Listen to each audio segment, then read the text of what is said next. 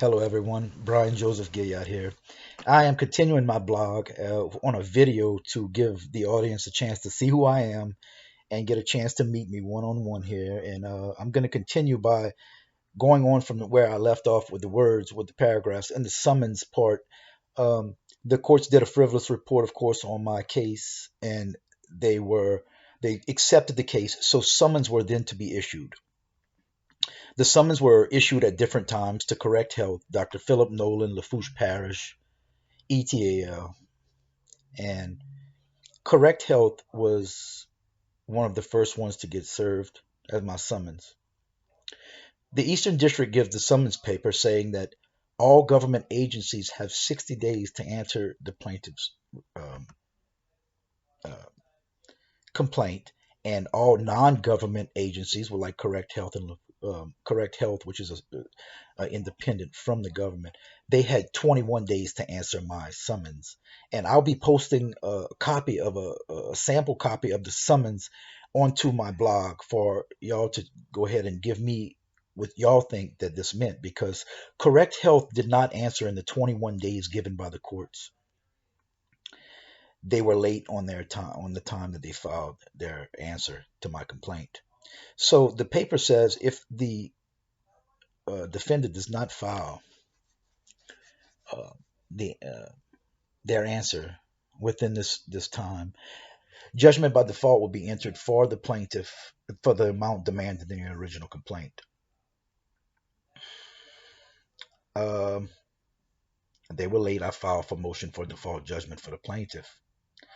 I was denied, even though the summons clearly reads that they should have been at default. They gave them some type of elasticity time of, if they feel, if the courts feel like it was, they had a reason for it not being filed, and so I got the motion denied. Um, then later on in the case, I'm still in jail, but I get out from this case started in July. I got out of jail in November, and in November there was a report and recommendation that the case be dismissed due to I did not give a reason to receive.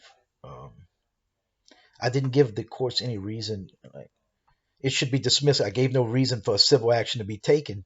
Well, if y'all read in my blog in the paragraphs, I disagree with that, because indifference to my medical needs was definitely a reason, and I did not go through all of my state remedies for filing going to the federal courts first.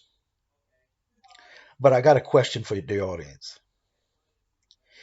If I were to sue someone and they had the chance to deny my suit, and they're the person getting sued, now I have to go through the state before I go through the feds. Now, the exact same people that I'm suing is the state. Do you believe any chance possible that the state is going to allow me, or it's going to say, "Oh, no, what, Brian? You're absolutely right. Don't don't worry about it. We will handle this." And no, the state is going to go along with the state in any kind of choices they make. Most prisoners won't take it to the federal level, but under the 1997 Prisoner Litigation Reform Act, it says that you must exhaust all state remedies. I believe this to be a block of your due process. That's a civil action in itself. And one day, myself will prove that I've done it just with this suit right here, and seeing how they actually, a man in pain needs help. If the federal courts can't differentiate a man needing help and having to go by all these law guidelines, most of these guys die in prison because they cannot get out to anyone to help them. That is inhumane. Because would you be able to live with yourself, or if your mama was locked up, would you be able to live with yourself if her shoulder would have been injured? Would you have not sent her to the hospital? There was an inhumane treating from the courts, the facility, and every person in charge over me. There was indifference to my medical needs, which is an Eighth Amendment violation of the Constitution of the United States of America.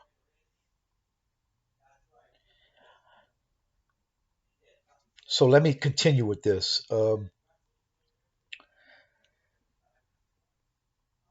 They were late on it.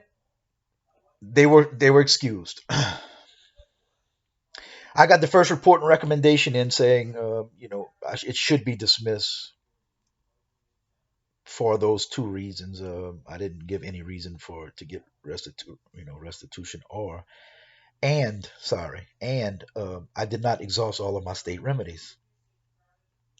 I wrote state representative, the sheriff, talked to everybody in the prison, reached out to the Eastern District Courts of Louisiana. So, excuse me,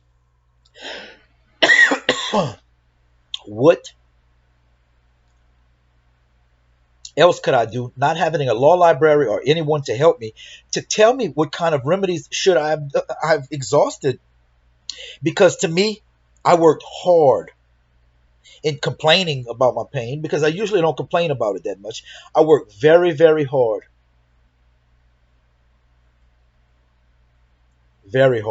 in trying to get to the doctor. The hospital was right there. This could have ended my pain then and there, but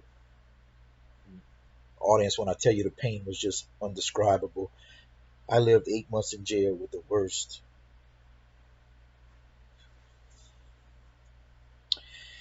So I write the first report and recommendation, and they're saying be dismissed. So I write why I think that the case should not be dismissed.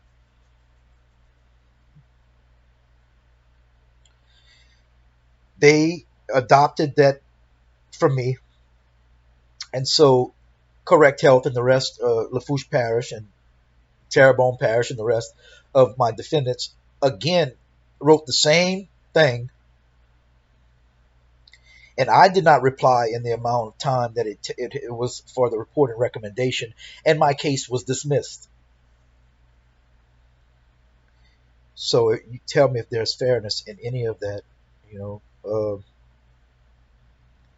everything that I say I can prove, and if a lawyer is looking at this, and if anyone is looking at this, I'm not a law professional, but I know I've been civilly wronged. There was indifference to my medical needs from the Eastern District of Louisiana if they would have just heard me out and took a little bit of time to investigate and get out from behind that law book and be a human being.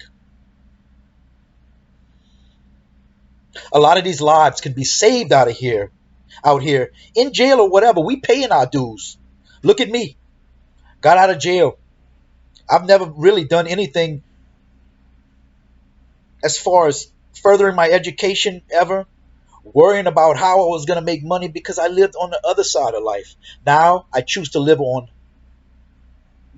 bettering my life and, through Jesus Christ, the God of Jesus Christ. So I deserve, even I paid my dues to society. I deserve the same treatment as anyone else out there in the world when it came to medical needs. It says there, we should not have an indifference to medical needs as a prisoner, regardless if we're incarcerated or not. Because look, the state is very, very, very good at taking care of people, if you ask me, to a certain extent. So I want to know why I wasn't when a hospital was only 5 minutes away and I was going through such extreme pain with all the physical things of internal bruising. People knew I couldn't raise my arm up.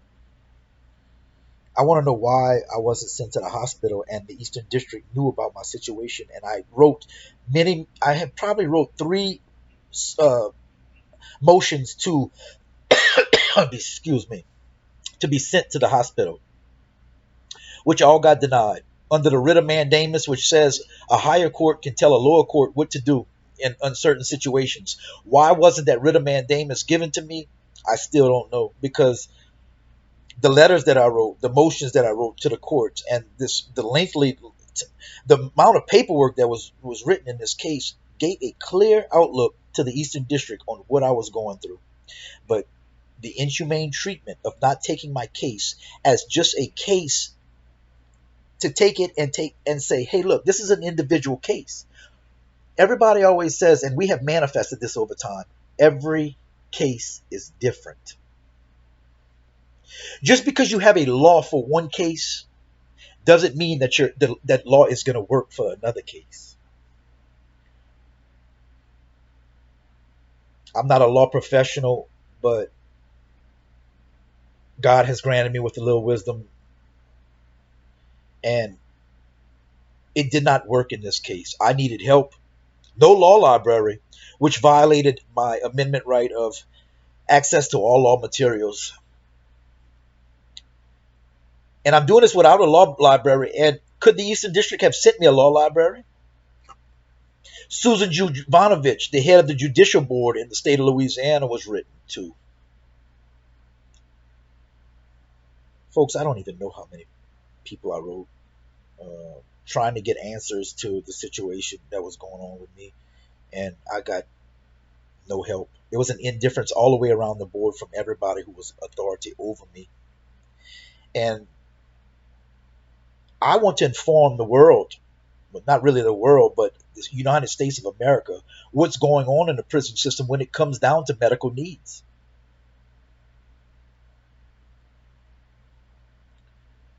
So my next step is filing to the Supreme Court of the United States of America. And I'm going to school right now and trying to live my life, and I really don't have time for it, and I really can't afford a lawyer. But everything that I say can be proved. Everything that I feel that was an indifference to my medical needs truly happened. And of course, the courts have documented this case through things like Pacer and case texts, and documented my case, and it all can be seen right there. But the courts knew what was going on, and I'm just not happy with the situation that came out. But was it of legality? I'm yet to find that out for sure. And I appreciate y'all watching this, and hopefully this can help some of y'all that has similar issues going on with someone that y'all know in prison. And I hope this can help y'all. And if you do need any help about any kind of law thing, I did correspond with the courts for 2 years, so I do know what I'm doing. I do know what I'm doing. And if you ever have a problem with that, I want you to contact me. My email is goldenblood1976@gmail.com. Write to me. Let me know your situation, and I can give you my feedback on what I think should be done. Does the person have a chance without a lawyer? I'm yet to see that. I'm yet to see if that's what it takes, is just getting a lawyer and have them file the proper paperwork worded in the right way. And it shouldn't be like that when you're dealing with humanity. If you ask me, the situation could have been easily solved. Because of $200, I suffered for 8 months. I suffered like no one else who was not sending me to that hospital could have suffered. And put yourself in my shoes, who did not want to send me to the hospital. If you could have handled that, and you were writing to somebody who could have sent you to the hospital in extreme pain, and let me know if y'all could have dealt with that.